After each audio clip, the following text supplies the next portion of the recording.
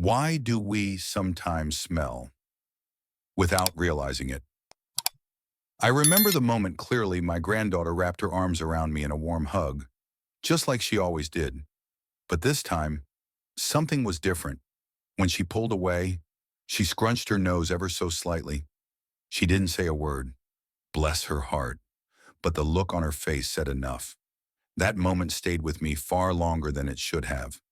I didn't feel dirty. I hadn't skipped a shower. I even wore my favorite perfume. But somewhere along the way, I'd missed something. It's not always about hygiene. Sometimes it's the quiet things, the forgotten habits, the aging fabrics, the old routines we carry for comfort. And sometimes we simply can't smell what others can. Our noses fade, our routines settle, and our awareness dulls gently, quietly. This episode isn't about shame. It's about awareness. It's about dignity. It's about loving yourself enough to notice what you've outgrown physically, emotionally, and even flagrantly. In the next few minutes, I want to share with you 6 small habits, ones I personally didn't realize were affecting how I smelled. They were subtle, easy to overlook, but when I finally learned about them from a kind-hearted doctor, and sometimes from honest friends, it changed how I felt in my own skin. And the best part, these changes don't cost much. They don't require much effort. They just ask for a little attention and a lot of self-love. So, my dear friend, if you've ever worried about this quietly, type 1 in the comments. If not yet, type 0. I truly want to hear from you. And if this message touches your heart even a little, please subscribe and tap the bell. I never want to lose touch with good souls like yours. Let's begin not to criticize who we are, but to better honor who we've become. Mistake number 1. Wearing the same bra too long when comfort quietly turns against you. She didn't say anything, but the way she pulled away from our hug told me everything. There's something about a well-worn bra that feels like home. It molds to you. It knows your shape. It offers comfort when the world feels a little too tight, so we wear it again and again, sometimes a third or fourth time. After all, we didn't even sweat. Right, I used to believe that too, until one quiet morning, my granddaughter hugged me before heading off to school. A gentle embrace, and then a tiny shift in her face, a barely noticeable wince, a soft wrinkle of the nose. She didn't say a word. She didn't have to. Later that day, I sat on the edge of my bed, holding that beloved bra in my lap. It was soft, familiar, faithful, but it had also become something else, a silent keeper of body oil, skin flakes, and days-old warmth that my aging skin no longer shed as easily. See, as we age, our skin becomes more delicate, but also more prone to trapping odor. The very fabrics that comfort us can, without proper care, turn against us. And bras, they're the closest thing we wear to our skin, day after day, sometimes for hours at a time. And the truth is, even if we don't move much, our bodies still release natural oils and microscopic sweat. Even when we feel clean, that fabric absorbs our chemistry and holds on to it. But what makes this even more delicate is that many of us no longer smell ourselves the way we once did. Our sense of smell softens with age. The warning signs we relied on in our 30s and 40s now fade into background noise. We stop noticing until someone else does. That day with my granddaughter changed something in me, not out of embarrassment, but out of love. I wanted her memories of me to smell like vanilla cookies, not sour cotton. I wanted to hug her without hesitation. So I began rotating my bras. I started washing them every 2 to 3 wears. I learned to give the fabric time to rest, the elastic time to recover, and most importantly, my skin a clean surface to breathe against. I also discovered something unexpected: synthetic fabrics. No matter how pretty, held odor far longer than cotton. I switched to soft cotton bras with removable inserts. Easier to clean, faster to dry, and they didn't fight against me in the wash. It wasn't about vanity. It was about honoring this older version of myself, the one who has lived through storms, raised children, buried parents, and now wants to sit by the window with a fresh cup of tea and know she's not carrying yesterday's scent with her. So if you've got a favorite bra, one you reach for out of habit, take a moment. Look at it with new eyes. Feel the fabric. Smell it. Not with shame, but with care. Because comfort is a beautiful thing until it quietly begins to wear you down instead of lifting you up. And this small shift, this tiny act of washing more often, of rotating instead of repeating, can make a world of difference in how you feel and how others feel when they're near you. Coming up next, what most women never think to exfoliate and how that tiny detail could be making all the difference. Mistake number 2, the underarm area we overlook and the hidden residue that stays. I showered every morning, but the odor lingered, and I didn't know why until my doctor gently told me the truth. For most of my life, I thought I understood hygiene. I bathed regularly. I used deodorant. I even picked the expensive kind, the kind that promises 48-hour protection, soft scents, and invisible coverage. But invisible doesn't mean harmless. A few years ago, I sat in a dermatologist's office, trying to figure out why I sometimes noticed a faint sour scent late in the day, even after a morning shower. It wasn't overwhelming, just persistent, lingering, especially in the summer months. She didn't scold. She didn't judge. She simply smiled and asked me one question. "Do you ever exfoliate your underarms?" I blinked. My what? Sure, I knew to exfoliate my face once in a while, maybe my heels, occasionally my hands, but my armpits, that never even crossed my mind. Then she explained something that changed everything over the years, especially after menopause. Our skin chemistry changes. Deodorant builds up, not just from today, but from weeks, months. It mixes with dead skin cells and sweat residue, forming a stubborn film that even warm water can't rinse away. That film is invisible, but the odor isn't.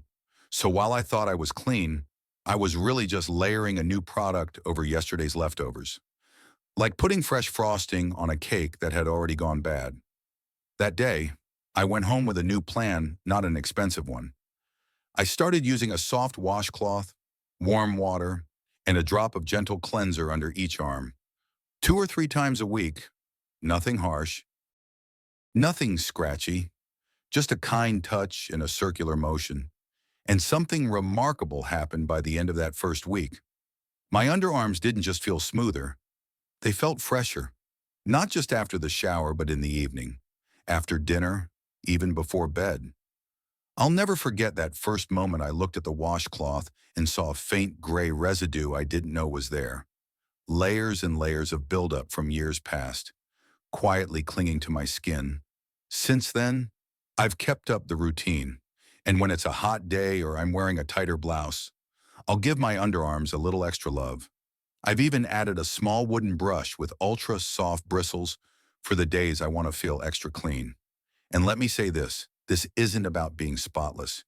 It's about reclaiming a part of your body that you may not have thought much about.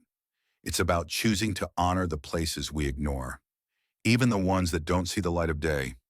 When you feel clean, you move differently. You hold yourself with a touch more dignity. You lift your arm to wave, to hug, to reach, and you're not holding back. So, dear friend, if your deodorant hasn't been working the way it used to, maybe it's not the product. Maybe it's what's underneath. A warm cloth, a gentle scrub, a moment of attention. That's all it takes. Up next, you clean your floors. But what about the things that carry you through them? Mistake number 3, footwear and forgotten odors. What lingers beneath the surface? Not all odors come from us, some travel with us.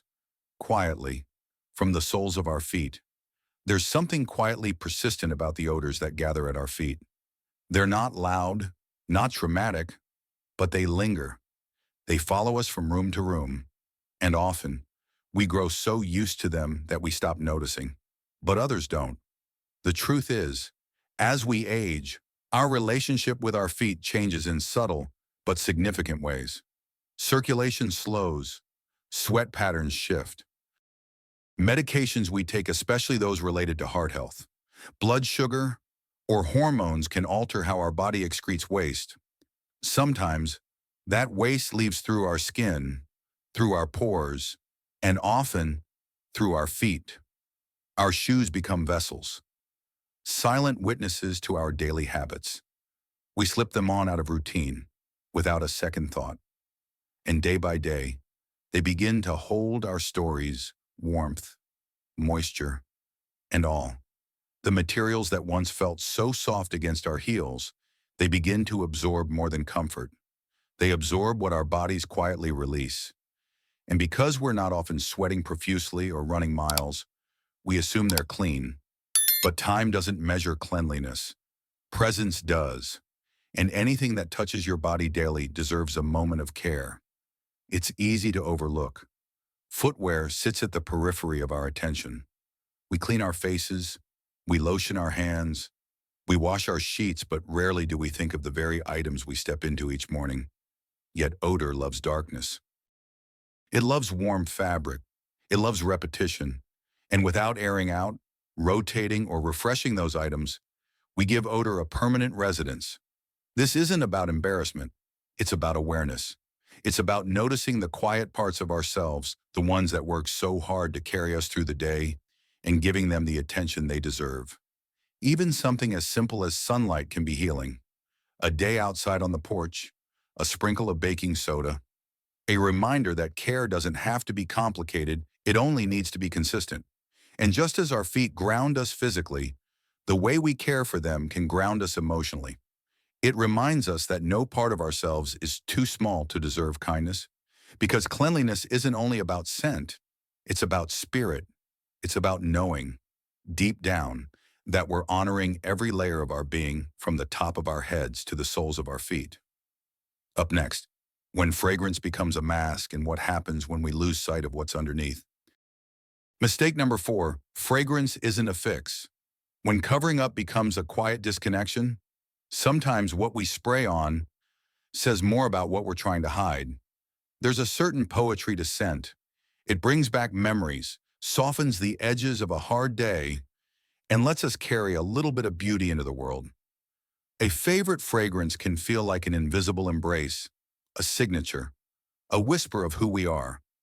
But as we grow older, something shifts not just in our bodies, but in how scent interacts with us. The chemistry of our skin changes.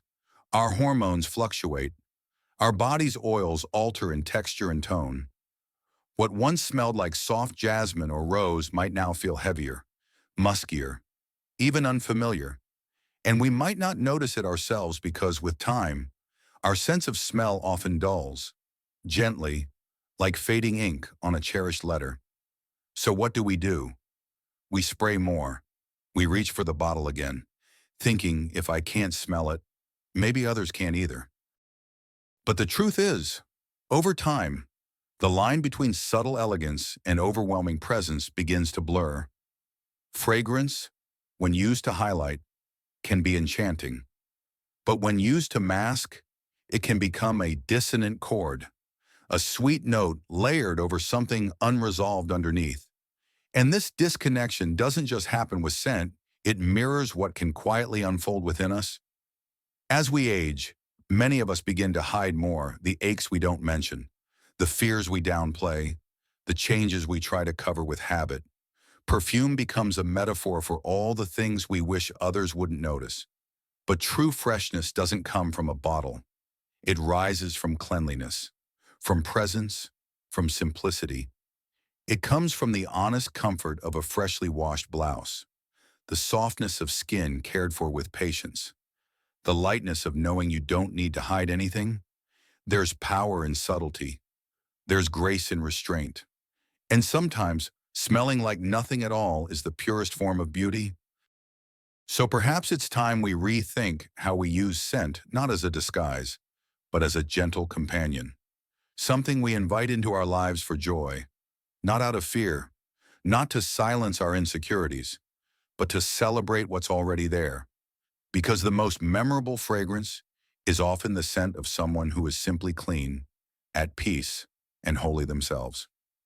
Next up, what lives in your hair tools and why they may be undoing all your efforts to stay fresh. Mistake number 5. What touches your hair touches your scent. The hidden buildup. We forget clean hair isn't just about shampoo, it's also about everything that touches it afterward. There's something deeply personal about our hair. It frames our face, follows us through every season of life, and carries more than just style. It holds memory, texture, and identity. And yet, in the gentle rhythm of daily life, we sometimes forget that what touches our hair also stays with it, not just for a moment, but for days, even weeks. We clean our scalps, condition the strands, and towel dry. But then we reach for the same brush, the same comb, the same beloved clip or fabric tie again and again, rarely thinking of the quiet buildup that rests within their bristles, their fibers, their seams. Hair tools are like silent containers. They gather what our eyes cannot see: oils, sweat, residue from sprays, conditioners, even the dust that floats gently through our bedrooms. And over time, that buildup doesn't just sit there, it transfers.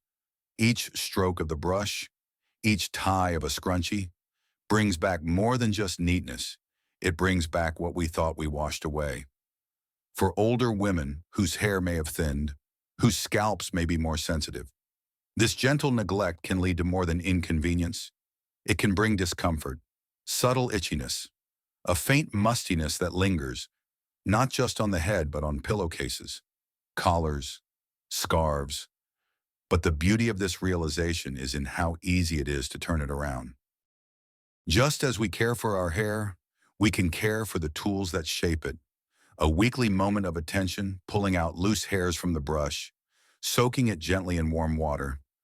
Letting fabric accessories rest in a small laundry bag can breathe new life into something we use every single day.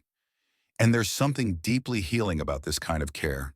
It reminds us that nothing is too small to deserve renewal, that even the most ordinary object, when cleaned, respected, and restored, can help us feel more whole. This isn't about being pristine, it's about intention, about realizing that freshness is not only what we do for others, it's what we give to ourselves, in quiet, unseen ways. So the next time you pick up your brush or reach for that familiar tie, pause for a moment. Ask yourself, when was the last time I gave this a fresh start? Because sometimes it's not our hair that holds odor, it's what we've been unknowingly pressing into it. Coming up next, how something as comforting as pajamas and sheets can, over time, dull our freshness and weigh down our rest. Mistake number 6. When pajamas and bed sheets quietly turn against us, we seek comfort in our sleep, but sometimes the very things that soothe us are what slowly dull our freshness. There is a sacred stillness in the hours we sleep, a softness that wraps around us as we retreat from the world, exhaling into our pillows, our sheets, our familiar nightwear. In those quiet hours, we hope to be restored, to let our bodies rest and our minds renew. But rest, like all things in life, must also be tended to. Many of us associate cleanliness with what we do in the daytime. We wash our faces, we change into clean clothes, we clean the dishes after meals. Yet nighttime holds its own kind of cleansing and its own kind of forgetting. The clothes we sleep in, the sheets we lie on, the pillowcases that cradle our heads, these are more than fabric. They're extensions of our skin. They absorb everything we release while we sleep: perspiration, skin flakes, hair oils, even the breath we exhale hour after hour. And over time, they hold on to those pieces of us, not just for one night, but for days, sometimes weeks, if unnoticed. What once felt cozy and familiar becomes a quiet harbor for mustiness, a scent that clings not out of cruelty, but out of accumulation. As we grow older, our skin becomes more sensitive. Our natural shedding slows, yet our need for freshness grows. But here's the gentle truth: many of us get too comfortable. We stretch the days between laundry loads.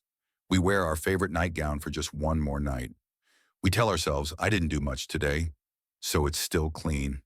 And maybe it is, on the surface. But what's left behind after every night spent in the same sheets, the same worn-in pajamas, isn't just physical residue. It's energetic, emotional even. A slow heaviness that gathers where there was once lightness. Fortunately, renewal is always within reach. A second set of sheets, washed and rotated each week. A drawer with fresh night clothes ready to welcome the evening. The act of pulling back clean covers and feeling the crispness against your skin. It isn't just about hygiene. It's about self-worth. Because when we begin and end each day wrapped in care, we send a quiet message to ourselves. You still matter, even in the dark, even when no one else sees. Let that message settle deep. Let your sleep be a sanctuary not just for dreams, but for dignity. And when morning comes, you'll rise lighter. Not only because your rest was undisturbed, but because the weight of what clung to you is gone washed away with intention and love. Coming up next, a quiet reflection how each small act of cleanliness is, in truth, a profound act of self-compassion. Sometimes the most healing transformations begin not with grand gestures, but with the gentle return to what we once overlooked. Each act of care, from a freshly laundered sheet to a quiet pause before bed, becomes a soft declaration that we are still here, still worthy. And perhaps now, it's time we step back and ask beyond what we clean on the outside. What have we been holding on to within? Mistake number 7, cleanliness as self-compassion. The emotional weight. We wash away. Every small act of care is a quiet way of saying, I still belong here. We often think of cleanliness as something practical, something visible, something done for the sake of others to appear presentable, to be polite, to fit in. But the older I get, the more I realize cleanliness is far more than a physical state. It is a reflection of how gently we are holding ourselves. Because behind every neglected sheet, every forgotten hairbrush, every old item worn for too long, there is often something deeper, a quiet sadness, a sense of fading importance, or even the whisper of, what's the point now? These thoughts don't come loudly, they settle in slowly. They show up not as storms, but as dust gathering quietly in corners of our lives we no longer light with attention. But when we begin to clear away what's grown heavy, something shifts. We're not just washing fabric. We're lifting off memory. We're giving ourselves the dignity of a new beginning, even if it's just through a clean pillowcase or a fresh bar of soap. These rituals are not chores. They are tender conversations with the self. To bathe gently, to choose clothing that honors your softness, to open a window and let in air that reminds you the world is still moving, and you are still part of it. These are acts of compassion, not just hygiene, because sometimes what we've been carrying is more than odor. It's the residue of being overlooked, the weight of years where care was given to everyone else, children, partners, aging parents, while your own needs waited quietly in the background. And now, with the quiet that aging brings, there is space to ask yourself, what do I need to feel whole again? Cleanliness, when done from love, becomes clarity. We begin to shed not just what clings to our skin, but what's been clinging to our spirit. So the next time you brush your hair, or fold a clean towel, or put on a freshly laundered gown, don't rush it. Let it be sacred.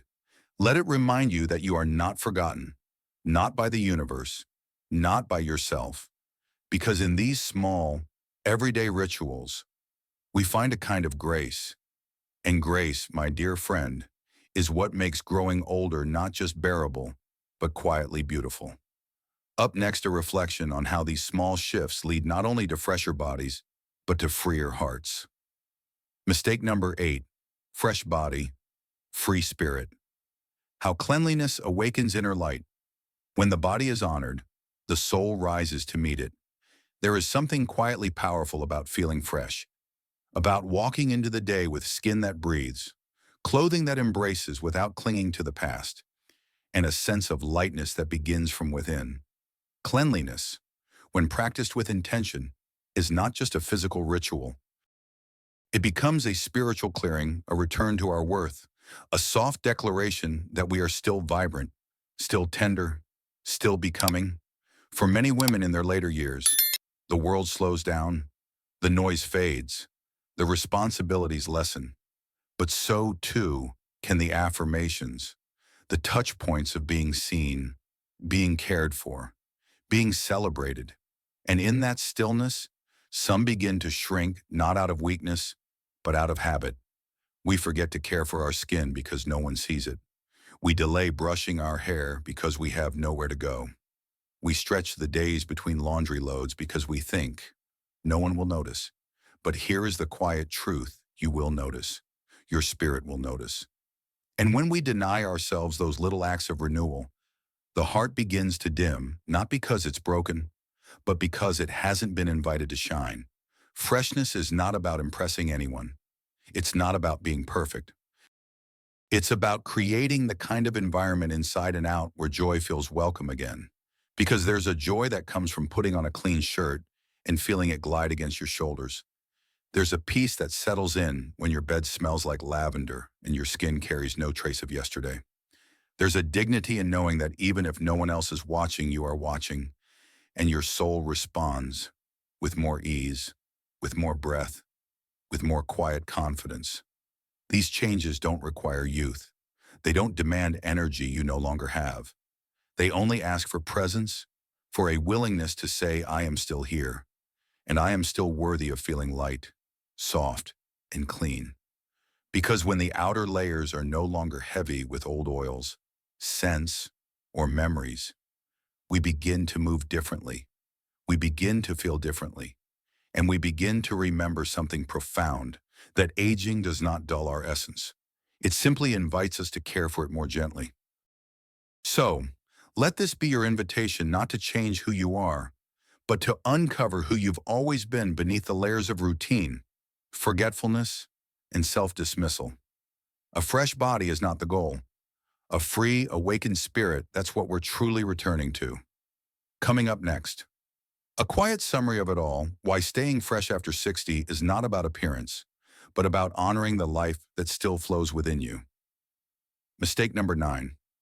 Why freshness after 60 isn't about beauty, but belonging. This journey was never about smelling sweet. It was about remembering that we still matter. As we gather the threads of this conversation, it becomes clear what began as a question of hygiene has led us somewhere much deeper. It's not just about body odor, or clean clothes, or exfoliated skin. It's not even about the way others perceive us. It's about the way we perceive ourselves when the mirror grows quiet, when the phone doesn't ring as often, when our presence in the world feels less urgent than it once did. In those moments, something subtle can happen. We begin to treat our bodies as afterthoughts. We stop investing care into the parts of ourselves we think no one notices. And yet, it is precisely those parts, the small rituals, the quiet cleansing, the daily renewal that help us remember we still belong to this life. Freshness after 60 is not vanity. It is reverence. It is standing at the sink with warm water and soft soap and saying, I am still here. I am still sacred. Because to feel clean is to feel prepared. To feel clean is to feel present. To feel clean is to make space in your body, in your breath, in your day for joy. The world may not always reflect that back to us. It may tell us that youth is the standard, that beauty has an expiration date, that softness is weakness. But we know better now. We've lived long enough to see what endures. And what endures is care. What endures is grace. What endures is the soul of a woman who continues to tend to herself not because she has to, but because she chooses to. There is power in that choice. Quiet power. The kind that doesn't need to shout or dazzle or seek approval. The kind that simply shows up, freshly washed, dressed in comfort, and content in her own presence. So if there's one truth to carry forward from this journey, let it be this: you don't need to be seen to be valuable. You don't need to be perfect to be worthy. And you don't need to be young to be radiant. Every time you choose to clean something that clings, a garment, a habit, a belief, you are doing far more than tending to appearance. You are returning to yourself. In our final section, a soft place to land a closing reflection on scent, aging, and the quiet joy of starting over, one gentle gesture at a time. Which part of this story made you pause for a moment? I hope you'll share. Because I read every word, there is a particular kind of wisdom that only arrives in the later chapters of life, a wisdom that doesn't rush, doesn't seek the spotlight, and doesn't measure itself in grand gestures. It comes instead through noticing, through returning, through the soft practice of paying attention to things we once took for granted. Clean clothes, a fresh towel, a bed made with care, a brush without residue, the scent of soap instead of stale perfume. They sound so small and so ordinary, and yet these are the threads that quietly weave us back into our own dignity. This journey we've taken together wasn't just about avoiding odor. That was merely the doorway. What we've truly walked through is the deep truth that caring for our bodies, even in the smallest ways, is a form of emotional nourishment. Because cleanliness is not the opposite of dirtiness, it is the opposite of forgetting. Forgetting that we deserve softness, forgetting that our skin, though wrinkled, is still worthy of being treated with reverence. Forgetting that our presence, though quieter now, still leaves an imprint in the spaces we inhabit. When we take the time to cleanse gently, to dress with intention, to launder what's close to our skin, we are doing something radical. We are choosing not to disappear. And in a world that often looks past older women, that is no small thing. You see, aging has a strange way of making us feel invisible. We're not called on as often. Compliments grow rarer. Expectations shrink. And along with them, sometimes so do we. But every time we choose to stay fresh, to stay aware, to stay present, we refuse to shrink. We reclaim space, not loudly but meaningfully. We begin to say through clean sheets, washed bras, tended underarms, aired out shoes, I am still worth tending to. I am still here. I still matter. And that, my dear friend, is the fragrance the world truly needs from us. Not rose or vanilla or lavender, though those are lovely too, but the scent of a woman who honors herself, who has walked through storms and still lights a candle before bed, who greets each day not as a burden, but as an offering. You may not be the youngest in the room. You may not be the loudest, or the boldest, or the most seen, but you are, perhaps, the most rooted. And in that rootedness, your scent, your true scent, becomes one of comfort, of calm, of knowing. So let this be your gentle reminder. Freshness is not a chore. It is a sacred rhythm. And aging is not a decay. It is a return to simplicity, a return to self, a return to what matters. If this story touched you, I'd love to know. Which part of this journey made you pause even for just a breath? Please share it in the comments below. I truly do read every word and your voice matters. And if this video brought comfort or clarity to your day, I invite you to subscribe and tap the bell so we stay connected.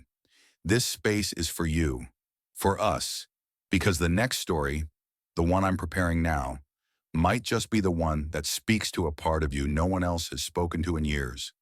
Until then, take good care of yourself, and may every layer you clean reveal more of your light.